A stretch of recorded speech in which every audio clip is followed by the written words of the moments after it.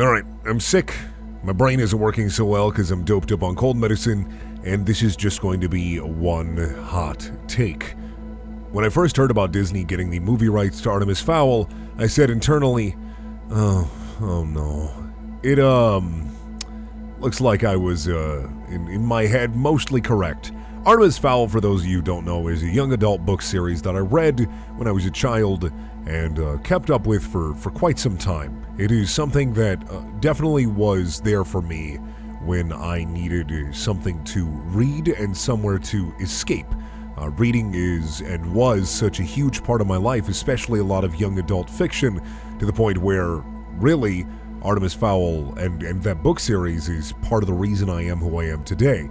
It's ridiculous to say, of course, that a book made for children is exactly why I am who I am. It doesn't define me completely, but that book series let me understand a character who was very much unlike me, someone cold, someone calculating, someone who was intelligent and just incredibly ruthless in how he could get things done, but who was also a child and who still had a sense of humanity left, and someone you could root for and still hate at the same time. A character that you absolutely loved when they succeeded and somehow found a way to love it when they failed at the same time.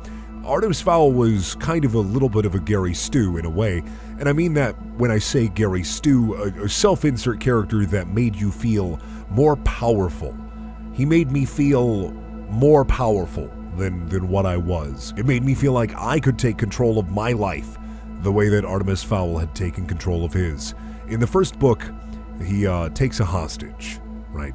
And this hostage is used to essentially leverage against the fairies. By the way, this book series takes place in kind of a new fantasy, modern fantasy, where fairies are real. There's kind of a hidden world aspect to it, and he takes this fairy hostage to get gold, right? His family's destitute. He just wants to get his family's fortune back. At the end, he gets essentially a wish to save his mom, and he ends up saving his mom. For maybe ulterior motives, we don't know. You know, this is just the first book I'm touching on. But onto the trailer from what I talked about with the book.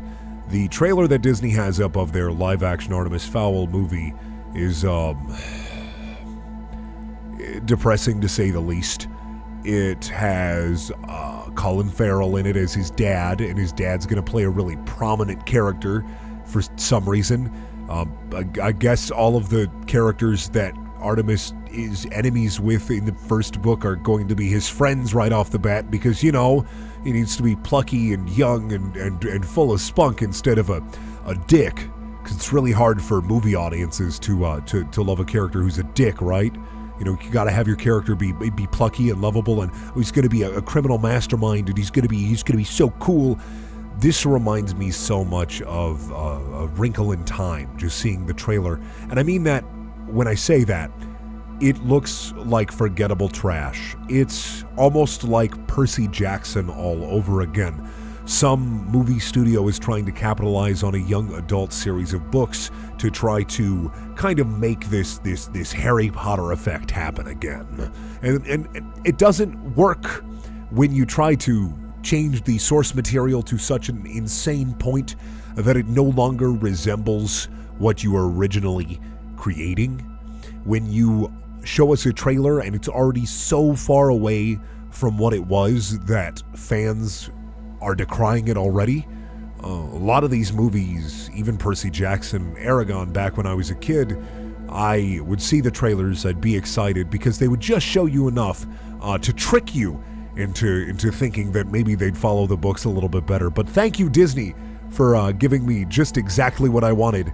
I'm not going to see this movie, and I'm a little bit depressed, and I'm a little bit upset about it. And, you know, I'm making a video while my voice is literally falling apart at the seams here, because I cared about this book series. I really did, and I still do.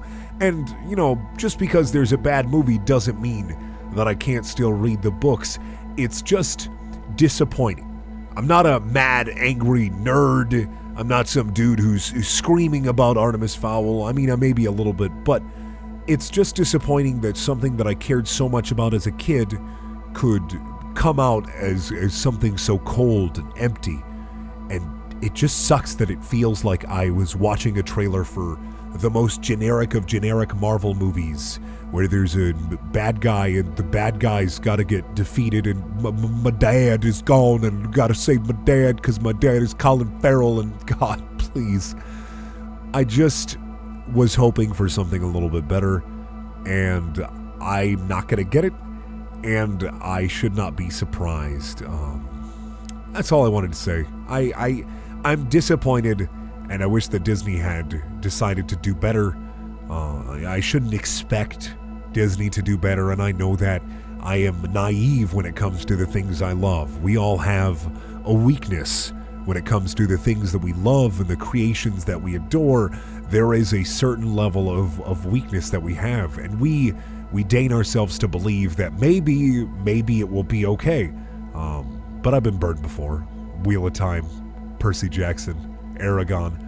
Book adaptations tend to be bad more than good, and I wish that they would just take a hint and adapt the source material more faithfully. It's okay when you leave some parts out that may be a little more grotesque, that may be a little out of place, but when you warp and change a creation so much that it is no longer the creation, it just serves no purpose. Who is this movie for? Because Artemis Fowl released in 2001, 19 years ago. So who is this for? Is this for a new generation that will take it upon themselves to watch this movie and then read the books and be completely confused? Or is this for the fans of the original books who are now adults like me? Because this doesn't seem like it's for me or an audience of people like me. And that's okay. I'd be okay with that. I just wish it wasn't a property that I cared about.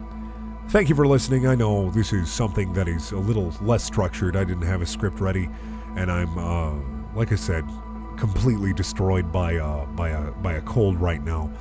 But I had to make this video because if I didn't, it would just be simmering, and I'd just be angry about it. And I thank you for your time. Thank you for watching. Please check out my other videos. They're all things. If you wanna check out some of my other stuff, do that. If you don't want to check out my other stuff, that's also cool. This is a weird video. It's not gonna be like my other stuff. Bye.